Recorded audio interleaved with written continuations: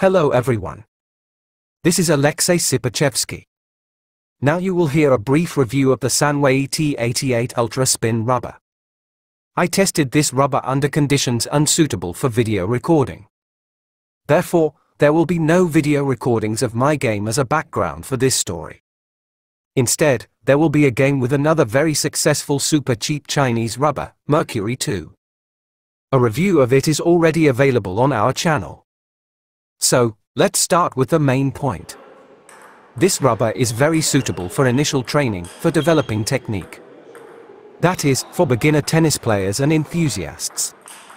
It is medium speed, of average hardness, comfortable and pleasant to the touch. It is understandable and easily controllable. It is comfortable to learn to perform various technical elements, which makes it a good budget option for beginners. By the way, you probably noticed its name.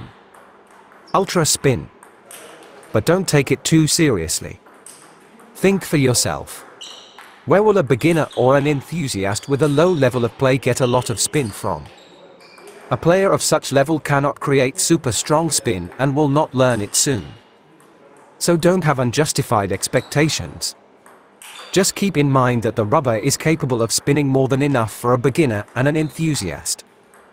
By the way, please like this video and subscribe to our channel.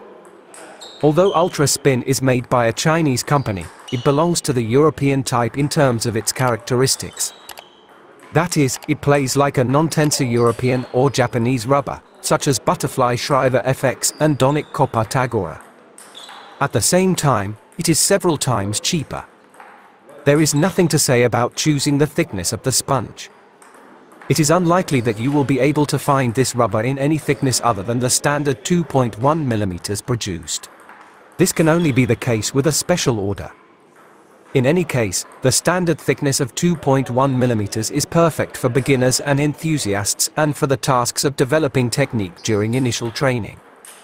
The main thing is not to put it on a too fast blade.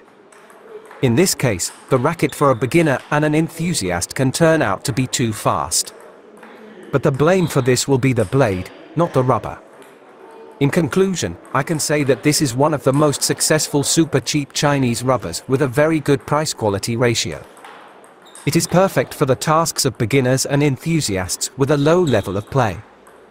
I deliberately did not make a detailed description of its properties for higher level players. Because high-level players do not choose rubbers from such cheap ones.